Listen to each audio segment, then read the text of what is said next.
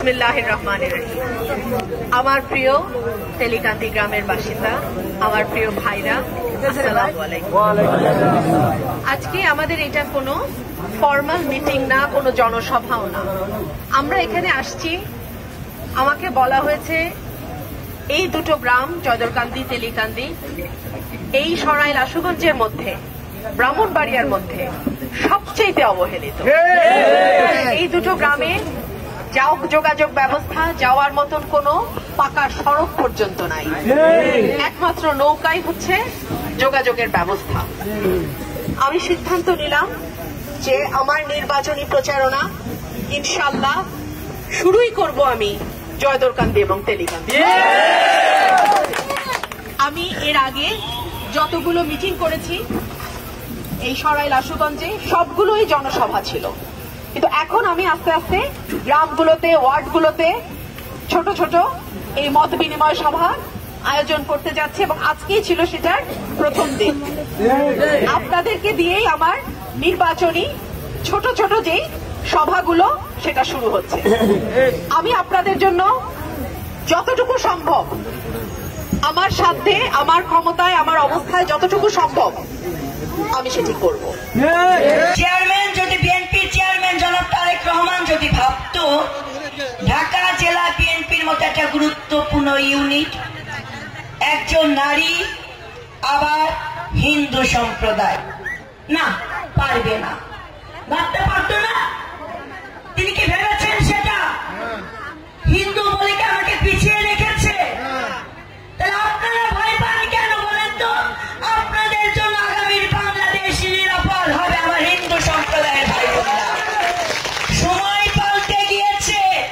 17 বছর ফ্যাসিবাদ শেখ হাসিনা এই হিন্দুদেরকে ব্যবহার করেছে, কখনো ভোট ব্যাংক হিসেবে, আবার যখন ভোটের প্রয়োজন হয় নাই তখন তাদের বাড়ি ঘর দখল করে।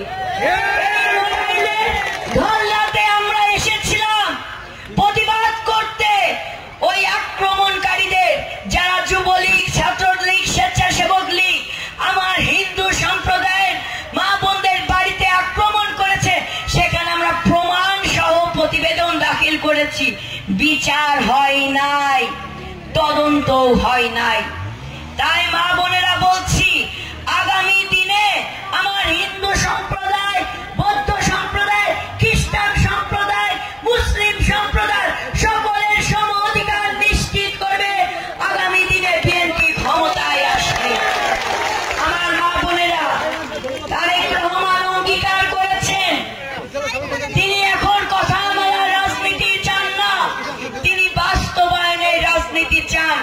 তিনি অঙ্গীকার করেছেন প্রতিটি কন্যা সন্তানের স্বপ্ন পূরণের পাশে রাষ্ট্র হবে তার সঙ্গী, প্রতিবন্ধক না। 17 বছরে আপনারা দেখেছেন কিভাবে 9 মাসের শিশু থেকে শুরু করে বৃদ্ধ পর্যন্ত ধর্ষণের শিকার হয়েছে। বিচার হয় নাই, তদন্তও করা হয় নাই। একটা সুষ্ঠু তদন্ত এবং বিচার যদি হতো এগুলো রোধ করা যেত।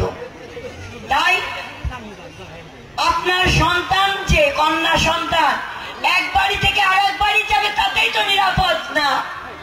আগামী দিনে আপনার সন্তানের স্বপ্ন পূরণের পাশে তারেক রহমান রাষ্ট্রকে তার সঙ্গী করবে, প্রতিবন্ধক না। আমার অনেক ইয়াং জেনারেশনের মা বোনেরা আছেন, আপনারা দেখেন সাইবার বুলিং এর শিকার হচ্ছে আমাদের মেয়েরা।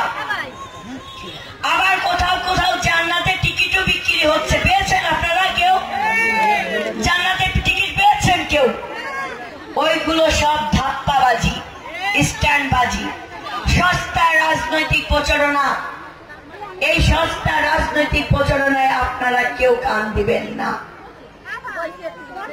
খুব সূক্ষ্ম কৌশলে একটি ধর্মভিত্তিক রাজনৈতিক দল নারীদের পায়ে শিকল পরাতে চায়। তারা বলছে বিভিন্ন সভা সমাবেশে কর্মজীবী মায়েদের কর্ম ঘন্টা কমিয়ে 8 ঘন্টা থেকে 5 ঘন্টা করা হবে। তাহলে আপনারা বিবেক দিয়ে বিবেচনা করেন, আপনি যদি একটা বেসরকারি প্রতিষ্ঠানের মালিক হন, আপনার তো প্রতিষ্ঠান চালাতে হবে, তাও চালাতে হবে না? তাহলে যে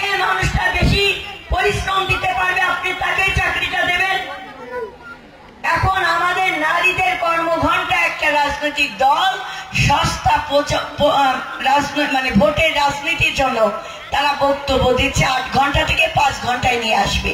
তাহলে যে 5 ঘন্টা যাকে আমার বেতন দিতে হবে 8 ঘন্টা, কিন্তু কাজ করবে 5 ঘন্টা, ওই ব্যবসায়ী প্রতিষ্ঠানের মালিক কি ওই নারীকে কি কখনো চাকরি দিবে?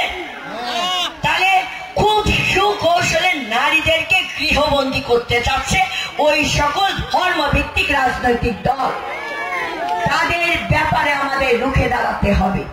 সারা পৃথিবী যেখানে আমরা বলছি আমরা সমতা চাই, আমরা আমাদের অধিকার চাই, আমরা বৈষম্যের বিরুদ্ধে লড়াই করছে সারা পৃথিবী, সেখানে বাংলাদেশের কিছু কুচক্র মহল এবং কিছু ধর্মভিত্তিক রাজনৈতিক দল মেয়েদের পায়ে শিকল পরাতে চায়, গৃহবন্দী করতে চায়।